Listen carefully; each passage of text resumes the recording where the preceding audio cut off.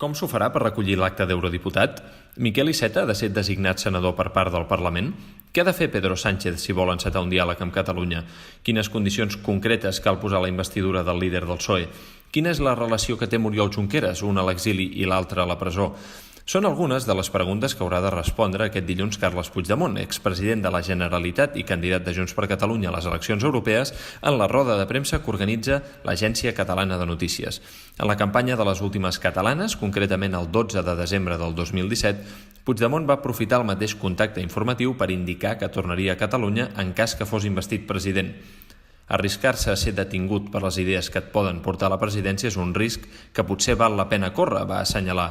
Ara el que està en joc no és tornar a Palau, on hi ha el president Quim Torra, sinó poder recollir l'acte que l'acrediti com a eurodiputat. Els serveis jurídics del Parlament Europeu han indicat, en un informe com a mínim sospitós, que haurà d'anar a Madrid a buscar les credencials, però l'equip del candidat manté que tot es dirimirà a Europa. El Parlament Europeu és on precisament Puigdemont hi vol portar, com va dir dissabte a Mataró, el govern de l'1 d'octubre.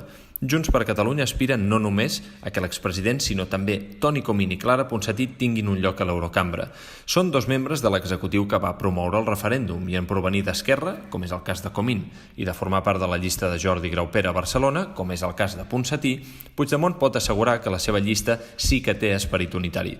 De moment, a falta d'encara 2 setmanes de campanya, aquest dilluns haurà de donar respostes concretes a preguntes concretes.